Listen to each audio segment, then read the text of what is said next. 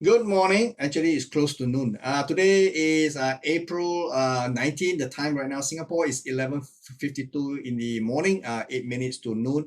And now let's do a recap on what actually happens on Wall Street. We have a bit of a mixed market in equity. We can see that the Dow Jones did not register any new high for this week itself. The high that we saw on the screen here is the Dow Jones 4 hours time frame chart. 34,082.9 was a high traded last Friday. Since then, we do not have a new high, and market is basically right now in the midst of earning season for first quarter. So it's a bit of a mixed bag here. We have some companies that do okay, some that less than ideal. So we have a bit of a mixed bag here. However, the upside potential in the Dow Jones to me is actually pretty limited. I think there is still a possibility the market may actually go higher to 34,406. This is my target right now. I do not believe the market can take up 34,712. So that represents an area in which if the market stalls anywhere upward of 34,500, I think the market is very vulnerable to a sell-off. Okay, so do watch out for a potential reversal in equity prices. Now we can see the S&P 500 managed to actually climb into a new high since the mid of March here. We have a high of 4,169.5, and this is smack in the region in which I think the market is vulnerable to selling pressure here. This area is 4,140 to 4,194 levels. Okay, and this is not far away from the February high of 4,195. So we are very, very close to the year's high so far. And whether it can exceed this level remains to be seen. Even if it exceeds, but if it cannot close beyond this on a daily basis, I think it is also it is also vulnerable to a profit taking. So do watch out. Okay. The only exception here is, of course, the Nasdaq 100, which has been exceptionally resilient this year, unlike what we saw last year, in which nobody won any tech stocks. So we can see that the Nasdaq 100 remains very, very, very resilient. Although it did not have a new high last night, but it was very, very close. You can see that the high traded last Tuesday was 13,204, and yesterday's highs were 13,000, just under 200. So it's very marginal, but it did not quite manage to hang on to its gain, and before it come under selling pressure towards the second half of the evening itself. So we can see that, yeah, based on this structure, it does look like this Nasdaq 100 does have a little bit more room to go. Predominantly, I think this market has a potential to even go up above to 14,000. Okay, my area of opportunity is likely to be within the range of 14,135 to 14,710. Okay, this I think is possibly a target area in which a market in the Nasdaq 100 may actually eventually rise up to. But again, relatively speaking, I'm not going to chase this market much higher. It's getting to be a little bit hairy for me. So we look in Asia. Asia this morning, we have the Nikkei 225 challenging the March 9 high of 28,734.8. Okay, we have a high traded at 28,000, just under 700 before the market loses nerve and start to come back down. But this is very nice. You can see there's a three-wave rebound, challenging most recent high, fail, at least for now. If it cannot actually climb beyond 28,735, okay, I think the market is quite vulnerable to the downside. If it does, the nearest support is somewhere around 27,430. So this is going to be quite a bit of a drop here. So we'll see what happens. In fact, I think this market may even go all the way below 26,630. So I'm definitely a lot more bearish in the Nikkei 225. Okay, so over the Hang Seng actually have managed to rebound yesterday into a marginal high at 20,864.7 on the back of very positive number released in China yesterday for the GDP for Q1 2023. It was beyond market expectation, but what is the kicker was actually the retail sales.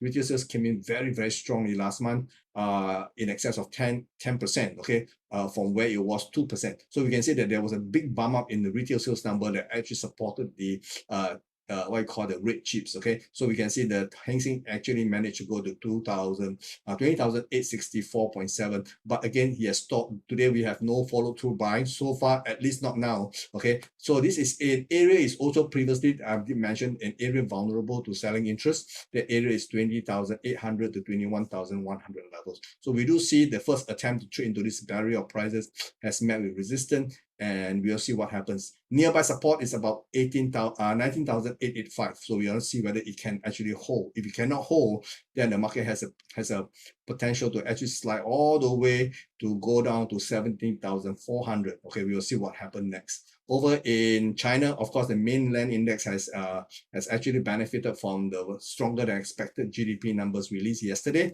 It went up to 4,169.45, but today we have not seen any follow through. We would love to see follow through because it's a set of numbers that should underpin this market, because the GDP is a reflection of the economic expansion in China since the end of the lockdown that we saw end of 2022. So that should actually cause the market to go even much higher than what we are seeing right now. So not sure why we have not seen follow through buying. Maybe because the global economy is not in the best place right now. There is always that lingering fear that the global recession is coming, and if that is the case, it will also impact Chinese economy as well. We will see what happens next. Okay, over in energy markets, you can see that energy market price of crude oil actually dropped to $80.67, which is a bonus because I've been waiting for the pullback, and right now the market is pulled back to this area, which is actually very ideal for buying. I have a catchment area between $80.40 to $80.70. So the market has gone into this bracket of prices, which I deem to be very, very ideal for buying, to actually to buy here. But I'm still waiting for the confirmation in a lower time frame. What I'm trying to look for here is actually a reversal pattern in, let's say, a candlestick that tells me the buying has actually started. Right now, of course, we are 2 hours before the London market opens. We will see what happens in London in the afternoon, whether we see buying interest comes in. If it does comes in the form of a short-term reversal pattern in the candlestick, then I think that will be the confirmation that I need, and that will actually increase my odds of success if I buy within this bracket of prices. So again, this is the long-term outlook here. You can actually consider this. Now over in the gold market, we can see that gold have quite a bit of a sharp pullback last Friday from a high of $2,048.80 all the way to $1,981.30. So this is a very, very sharp drop. And then from this week onwards, you can see that there's a bit of a rebound. We can see there's in the 1 hour time frame, you can see there's likely to be one three-wave rally here, which is a corrective rally. So if that's the case, I'm waiting to sell gold in the short term. Okay, I'm bullish gold in the long term, but I'm bearish gold in the short term. I think there's the area of opportunity may arise from $2,016 to $2,021.80. Let's see what happens in the market if it goes into this bracket of prices. If we have evidence of selling interest coming out, then maybe this is a good area to sell. There are two possible targets here. One is to retest the $1,981 level, which you have seen last week, and then the other one, more deeper correction, will be where it all started. This is the the A, B, C,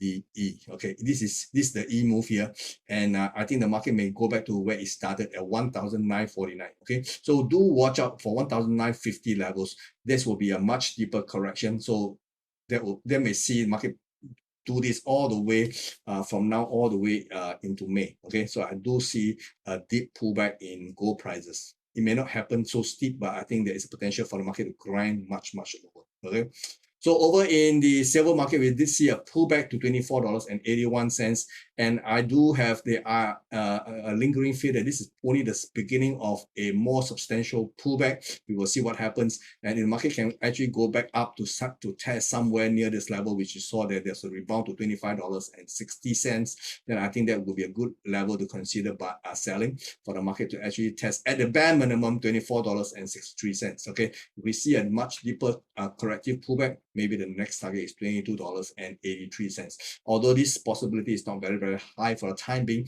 I think realistically speaking, I think at least for now, we can see a more realistic target at $24.63. Okay, over in the dollar index, we can see dollar continues to maintain he has not lost back a lot of ground since its rebound. We can see that the dollar index has hit a high in mid-March last month of a 105.87, and then it unfolds in a five-way 1, 2, 3, 4, 5 pullback here with a low of 100.42, and the market saw a rebound. Now this rebound could be the start of a corrective rebound, and we are probably only seeing the first leg of a three-wave rebound. This is A, and what we are seeing from 101.93 could be a B wave. Ideally, it should end somewhere between 101 even to 101.20 levels.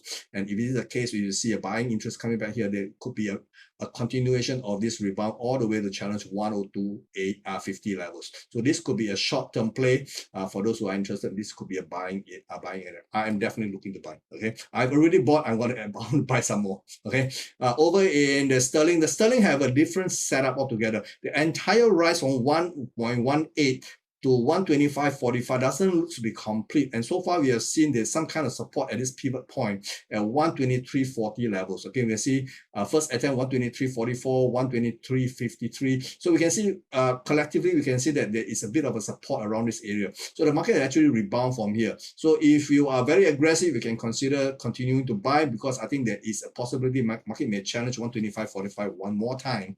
Okay, so this is a little bit different from the other currency pairs. But I think sterling do have a little bit of momentum left, and the area of interest for me, if you are going to be very aggressive, which I'm not, okay, to buy a 123.90 to 124 levels, which is in this 10 pip area. This could be an area of opportunity, because in the short term, let me show you the 1 hour. In the 1 hour time frame, we do see a bit of a three-wave pullback. Okay, very small. Okay, let me see. A very small pullback. Okay, if we have a pullback here, then possibly we could see something like a pullback into this area, what I call the 123.90 to 124 even levels. Okay, somewhere between here, I think you should find support, and then the market may actually rally to take out 125.45 all the way to maybe as high as 127 thereabout. My immediate target is 126.60. Honestly, okay, this horizontal red line here. Now over in the euro versus the dollar, we do see continued weakness coming in. We can see that, okay, this market has actually peaked last Friday at 110.75 and go down all the way to 109.09 before it started to rebound. The highest traded as of this morning is 109.80. 84. So I think this market may actually extend a bit deeper into this bracket of prices, ideally into 1.0. Oh, so this is not 0, this is actually 1. Okay. 1.0990 to 1.1010. Okay, so this could be an area of opportunity to look for selling interest, because I think the market has a potential to break this immediate support line here. Okay, this support line originates all the way back in in March 24. Okay, so we can see that this is a medium-term support line. I think there's a possibility it may break here and actually head toward 108.30 levels. Okay, so there's a possibility here. So in the Aussie, the market is a little bit corrective, although it is not very clear which way it's going to go, because it has been locked in a very corrective manner for quite some time now. So there is, in the medium term, for those who still want to get into Aussie dollars, it probably will be a buying opportunity rather than a selling opportunity. There's a problem. The market may have already bottoms out this morning. Okay, I have a target here between 0.6706 to 1. Again, this is not 1, this is 0. So sorry. Sometimes the labeling can get a little bit confusing. Okay, let me relabel this as 0. Okay, 0.6707 to 0.6714, very small, maybe a 10 pip bracket here. But this morning we have a low of 0.6715, so maybe the bottom is already in place. If that's the case, market may actually zoom past 0.6805 all the way into this bracket of prices, which will put it very vulnerable to the downside, to 0.6850 to 0.69 even. So again, if you are, for those adventurers who wants to buy Aussie, this could be one area of opportunity, although there's a likelihood that bottom may already be in place. Okay, so there's no ideal entry price at this current moment. Now the other one that is actually more interesting to me is actually the dollar versus the yen. Now the dollar versus the yen, you can see the corrective pattern in which the dollar is is rebounding, is actually very, very corrective. Now, if you look at this low here, 139.64, all the way to 133.75, then a pullback to 130.63. This could be forming the first leg of a three-wave rally, which may terminate somewhere between 134.75 to all the way to maybe 136.24. So this is a very wide bracket. But when I do this three-wave extension and a three-wave extension here, there's an overlap of two prices. Okay, one is the 100% extension of this move from 130.63 to this level is 134, and then pull back to 132. And then this will be the three-way extension to 135.45. This is the bottom end of this move here.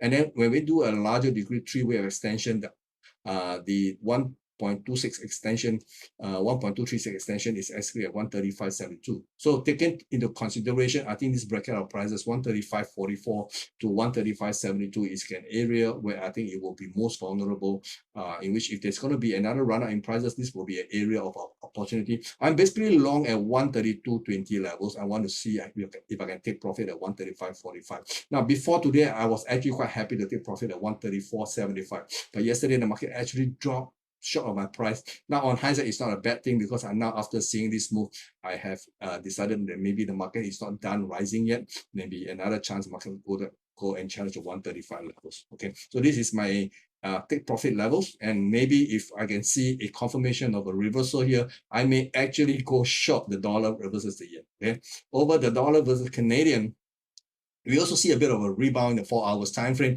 but this 4 hours have already completed its first three-wave rally, and possibly this could be forming a larger degree three-wave bounce. And if this is the case, I think the market may actually extend higher.